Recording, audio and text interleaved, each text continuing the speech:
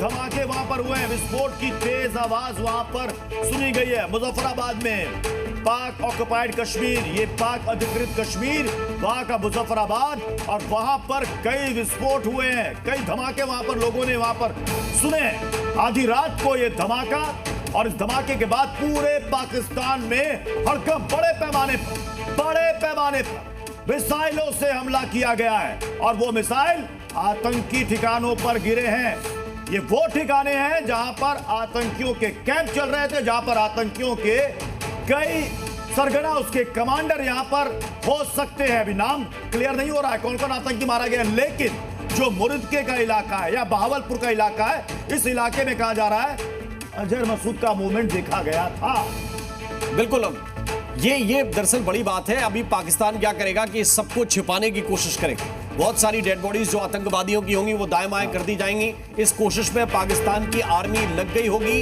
हाफिज सईद के ठिकानों पर भी स्ट्राइक हुई है। इस वक्त की बड़ी खबर आपको बता रहे हैं, आतंकी हाफिज सईद का एक मदरसा उड़ा दिया गया है। इस वक्त की बड़ी खबर, अजहर मसूद के ठिकानों पर भी हमला किया गया है। यानी जो नामचीन आतंकी हैं जिन्होंने भारत के खिलाफ बड़े हमले अंजाम दिए, उन नामचीन आतंकियों के ठिकानों पर चुन चुनकर अटैक किया गया है। यानी आतंक के जो सबसे बड़े वहां पर जो आतंकियों के सिरमौर है, यहां पर क्या है कि आतंकियों के सबसे बड़े नाम हाफिज सईद, लश्कर चीफ हाफिज सईद, उसके ठिकानों को, उसके मदरसों को उड़ाया गया है। और दूसरा जैश ए मोहम्मद यानी कि मसूद अजहर, इसके ठिकाने को टारगेट किया गया है। और इस बार हिंदुस्तान ने बताकर मारा है, और 9 ठिकाने, फिलहाल तो हमारे पास जो जानकारी 9 ठिकाने, लेकिन जो खबरें आ रही हैं 30 आतंकियों के मारे जाने की, 55 से ज्यादा आतंकी घायल, यानी ये स्ट्राइक 9 से ज्यादा इलाकों में हुआ है। बिल्कुल बड़े इलाके में हुआ है और बहुत बड़ी चोट आतंकियों को पहुंची है। अब हो सकता है कि इसमें नाम मसूद अजहर का भी नाम सामने आ जाए, उन आतंकियों के जो मारे गए आतंकियों उसकी सूची में। अब इस लिस्ट में किस किस का नाम है, तला सईद आएगा कि हाफिज सईद आएगा, लेकिन जरा लोकेशन देख लीजिए। मुजफ्फराबाद, फैसलाबाद, अहमदपुर, बहावलपुर, मुद्रके और कोटली, ये वो इलाके हैं जहां पर ऑपरेट होते थे आतंकी कैंप। हमने कई रिपोर्ट्स के जरिए आपको ये बताने की कोशिश की और दिखाने की कोशिश की कि कैसे वहां से कई एविडेंस भारतीय सेना ने कई बार दिए हैं कि इन इलाकों में चल रहे हैं ये आतंकी कैंप। ये जैश ए मोहम्मद का जो ट्रेनिंग कैंप था, या कहें कि उसके छोटे मोटे तो बहुत सारे ट्रेनिंग कैंप थे, लेकिन जो बड़ा ट्रेनिंग कैंप था जैश ए मोहम्मद का, ये था पंजाब का बहावलपुर। ये था जैश ए मोहम्मद का मेन ट्रेनिंग कैंप। और ये पीओके में रावलकोट, कोटली, ये देखिए कोटली जो हम दिखा भी रहे हैं, कोटली जहां पर अटैक हुआ है, ये कोटली में जैश के कई लॉन्चिंग पैड वहां पर थे और छोटे मोटे ट्रेनिंग कैंप थे, लेकिन सबसे बड़ा बहावलपुर में था, पाकिस्तान के पंजाब के बहावलपुर में। ये तब है, प्रत्युष इसको थोड़ा सा समझिएगा, अगर हम इस मैप को बड़ा करके थोड़ी देर के लिए दिखा सके, अगर इसको थोड़ा समझिएगा कि ये पाकिस्तान की सेना पिछले 15 दिनों से यहां पे तैयारी कर रही है। बिल्कुल, हम टैंक भेज रहे हैं, सैनिक बढ़ा दिए हैं और सैनिकों का मूवमेंट हो रहा है, और ये पाकिस्तानी सेना के टैंक्स की मूवमेंट भी हमने दिखाया। और आसिम मुनीर टैंक पर चढ़कर अपने जवानों को वहां पर संबोधित करते हैं, पीओके में जाकर ये बताने की कोशिश करते हैं, दावा करते हैं कि देखिए हम इंडिया से लड़ने के लिए पूरी तरह से तैयार हैं, उन पर अटैक करने के लिए भी तैयार हैं, और अपने ये ठिकाने जिनको वो छुपा कर रखते थे वहां पर रोक नहीं पाए। 2019 की चोट पर कार्रवाई हुई। इसमें जो हमने बालाकोट में स्ट्राइक की थी, वो जैश ए मोहम्मद के कई आतंकी ठिकाने जो थे वो तबाह हुए थे, लेकिन इस बार जो पाकिस्तान के पंजाब का बहावलपुर है, इसे समझिए, पाकिस्तान के पंजाब का बहावलपुर, ये इसका बड़ा ट्रेनिंग कैंप था। इस बार प्रत्युष जो फर्क है वो ये है, पहले उन इलाकों को टारगेट किया था भारतीय वायुसेना ने, जो इलाके जंगली इलाकों में जो बेस कैंप है आतंकियों के, वहां पर टारगेट किया था, और इस बार उन ठिकानों को टारगेट किया गया है जो रिहायशी इलाके में है। और ये तस्वीरें इस बात की गवाह हैं, रिहायशी इलाके में जनता के बीच में छिपाकर, जहां पर ये कैंप चलाए जा रहे हैं उनके बीच में छिपाकर आतंकियों को रखा जा रहा है, लेकिन अब ये शील्ड सबसे नहीं चलेगी। ये दो सबसे इंपॉर्टेंट जो जानकारी वो ये है, मुरिद के, ये समझ लीजिए मुरिद के, ये हाफिज सईद यानी कि लश्कर का ये हेडक्वार्टर, मुरिद के पर बड़ी स्ट्राइक हुई है। मुरिद के पर बड़ी स्ट्राइक होने का मतलब है लश्कर का जो हेडक्वार्टर था, जहां से सब कुछ संचालित होता था हाफिज सईद के द्वारा, वो तबाह हुआ है। दूसरा बहावलपुर ये वो जगह जहां से जैश ए मोहम्मद का सबसे बड़ा ट्रेनिंग कैंप चलता था, वहां पर अटैक हुआ है, यानी कि मसूद अजहर और हाफिज सईद पर बहुत तगड़ी चोट पड़ी है। अभी आतंकियों के जो सूची सामने आ रही है, अभी नाम सामने नहीं आया, लेकिन जो आंकड़े हैं वो 30 के पार है। 30 के पार आतंकियों के मारे जाने की खबर है। आधी रात पाकिस्तान में ये जो अटैक हुआ है, इसे लेकर वहां पर हड़कंप है। हालांकि पाकिस्तान की तरफ से फिर से प्रोपेगेंडा शुरू हो चुका है कि हिंदुस्तान ने रिहायशी इलाकों में अटैक किया है, लेकिन अब वो पूरी दुनिया के सामने एक बार फिर से बेनकाब हो चुका है, एक्सपोज हो चुका है, क्योंकि अब धीरे धीरे करके आतंकियों के नाम भी सामने आएंगे कि कितने आतंकी मारे गए। जो जानकारी मिल रही है, 30 से ज्यादा आतंकी मारे जा चुके हैं और हिंदुस्तान ने डंके की चोट पर पूरी दुनिया को बता दिया, ऑपरेशन सिंदूर के तहत हिंदुस्तान ने पाकिस्तान के अंदर चल रहे जैश मोहम्मद लश्कर तैयबा के हेडक्वार्टर को नेस्तनाबूद किया है। बिल्कुल स्पष्ट और सीधा जवाब है कि आप हमारी माताओं बहनों के सिंदूर को उनकी आंख के सामने उजाड़ोगे, छीनोगे, तो पाकिस्तान एक चुटकी सिंदूर की कीमत तुमको भी समझनी पड़ेगी।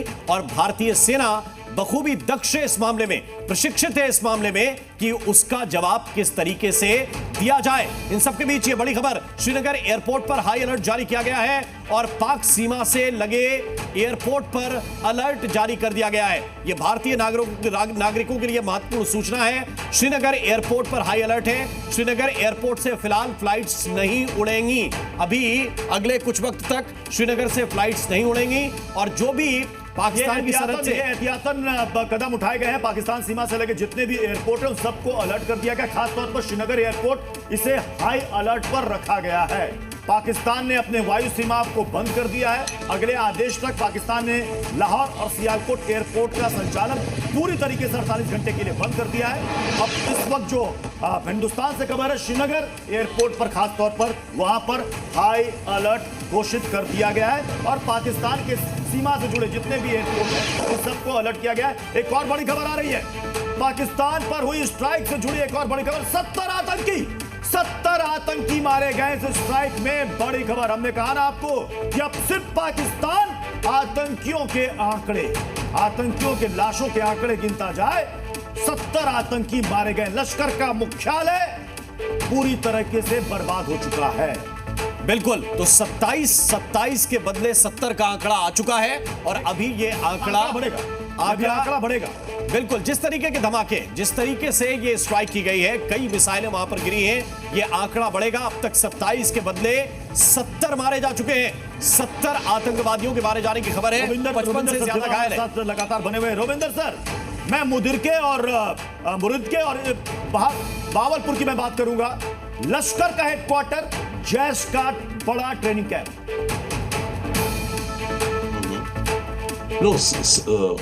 हेलो, आवाज आ रही है आपको? जी आ रही है सर। हाँ, श्योर, नो डेफिनेटली यस। ये जो स्ट्राइक्स है आपकी बार, आई मीन वाइडर है स्कोप में भी, ज्योग्राफिक स्कोप में भी, और आई थिंक जो न्यूज़ ये भी आ रही है, जो स्ट्राइक्स करी गई हैं इसमें हमारी एयरफोर्स और नेवी और इंडियन आर्मी, इन तीनों के सिस्टम्स इम्प्लीमेंट करे गए हैं। तो ये शायद केवल ये नहीं कि एयर द्वारा, और जो भी हमने अटैक करे, हमने अपनी टेरिटरी से फेंके मिसाइल्स, राइट? तो इट्स नॉट कि ओनली हमारी एयरफोर्स द्वारा, बट अपेरेंटली हमारी नेवी द्वारा भी मिसाइल्स लॉन्च हुए हैं। तो ये एक बड़ा कोऑर्डिनेटेड एंड 360 डिग्रीज कहें उस तरह का ऑपरेशन है, और तभी इतना मेजर नुकसान, इतना मेजर डैमेज हम कर रहे हैं, करा है या हुआ है इस समय, अभी जो खबरें आ रही हैं। जी, अब पिछली बार हमने बालाकोट को हमने टारगेट किया था। मुरिद के और बहावलपुर को टारगेट करने का मतलब सर, जो मेन उनके हेडक्वार्टर या मेन जो ट्रेनिंग सेंटर थे उसे तबाह करना, यानी बड़ी चोट। क्योंकि अभी जो खबर है सर, 75 आतंकियों के मारे जाने की खबर है, 75। एंड आई थिंक अभी आप या आपके कोलीग या कोई एक बता रहे थे कि बालाकोट वगैरह में, बालाकोट में जो था मानो वो कहीं थोड़ी रिमोट जगह में था जो भी उनका कैंप था, राइट? और ये जो लोकेशंस हैं, ये शायद ऐसी लोकेशंस हैं जो कि रिहायशी इलाकों के पास है या अर्बन सेंटर्स के पास है। तो बहुत ही, और पंजाब, पहली बार पंजाब के अंदर हमने अटैक किए हैं ये, तो इसलिए ये काफ़ी आई थिंक एक बड़ा स्ट्रॉन्ग अटैक है, क्योंकि हम भी ये एक्सपेक्ट करते हैं कि पाकिस्तान कुछ तो रिटेलिएट करेगा, कितना करता है बात अलग है, बट उसका वो जो अलग चल रहा है, जो भी बात हो रही थी डिप्लोमेटिक फ्रंट पे, अमेरिका सऊदी वगैरह से प्रेशर डलवा रहे हैं, डलवाना चाहिए, डल रहा होगा, डलाया गया होगा कि पाकिस्तान रिटेलिएट ज़्यादा ना करे, परंतु डिपेंड करता है। देखिए, वॉर की आप प्लानिंग जितनी कर लें वो हर चीज़ प्लान के अकॉर्डिंग नहीं जाती, बट फिलहाल तो डेफिनेटली हमने मेजर डैमेज करा है पाकिस्तान के आतंकी बेसिस को, और इसका मैसेज केवल देखिए ओवरऑल में ये जरूरी था होना, क्योंकि ये केवल पाकिस्तान और आतंक को लेकर ही नहीं, ये पूरे सब कॉन्टिनेंट में हमारी साख के ऊपर बात बनाई थी। उधर बांग्लादेश देख रहे हैं, उधर मालदीव देख रहे हैं, श्रीलंका देख रहे हैं, नेपाल देख रहे हैं, राइट। ये सारे देश अगर देखें तो इनको ये इंप्रेशन होगा कि इंडिया एक सॉफ्ट स्टेट है, जो कि हम नहीं हैं। तो ये, और ऑब्वियसली जो पाकिस्तान की तरफ से क्या रिटेलिएशन हो सकता है सर? क्योंकि जो अभी खबर आई थोड़ी देर पहले हमने दिखाई, F-16 उसे हमने मार गिराया।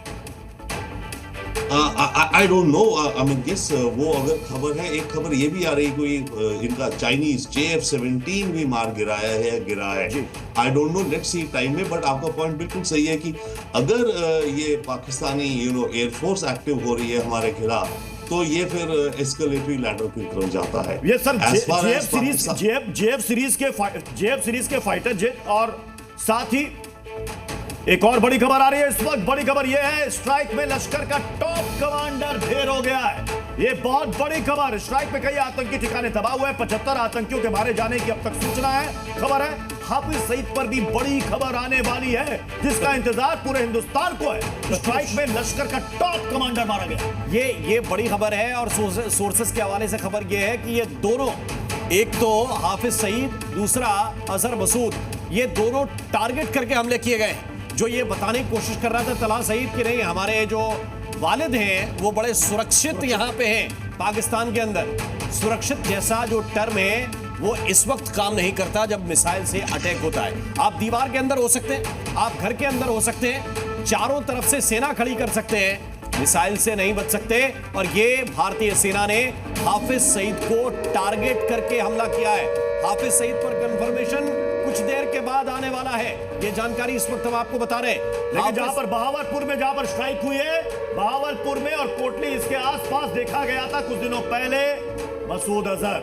हो सकता है कि पहला नाम इसमें मसूद अजहर का सामने आए, यानी कि जैश और लश्कर की कमर इस बार हिंदुस्तान ने पूरी तरीके से तोड़ दी है। 75 आतंकियों के मारे जाने की खबर, और लश्कर का टॉप कमांडर मारा गया है हाफिज सईद। हाफिज सईद की मौत की खबर का इंतजार इस वक्त ना सिर्फ हिंदुस्तान को, और मुझे लगता है कि अमेरिका को भी, पूरी दुनिया को होगा, जो कि आतंक से त्रस्त है। और उस खबर का हम सबको इंतजार है। हाफिज सईद पर कोई बड़ी खबर आने वाली है। मैं बार बार कह रहा हूं, हाफिज सईद, मसूद अजहर, ये दो वो नाम है, ये दो वो नाम है पूरी दुनिया के सामने, जिन्होंने पूरी दुनिया में दहशतगर्दी फैलाई है। इनके हेडक्वार्टर्स पर, इनके बड़े ट्रेनिंग कैंप पर, जहां से टेरर कैंप चलता था, उसको निस्तनाबूद किया गया है। और बिल्कुल ऐसे वक्त पर हमला किया गया है, जो जानकारी मिल रही है कि वहां पर कई आतंकी मारे गए हैं।